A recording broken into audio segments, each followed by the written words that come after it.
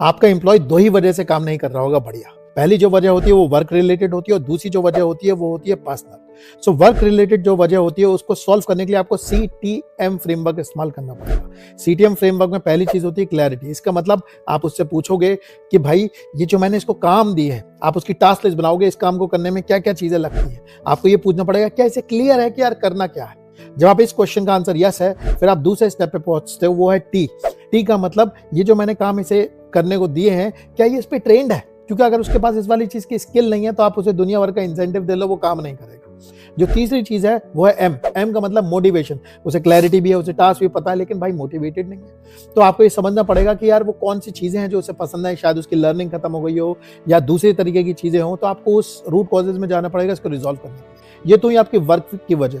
अगर आपका employ personal वजह से नहीं कर रहा, आपको समझ में आ गया कि इसकी फैमिली में कुछ चल रहा है, तो सबसे पहले उससे पूछो भाई तेरे परिवार में तो सब सही चल रहा है।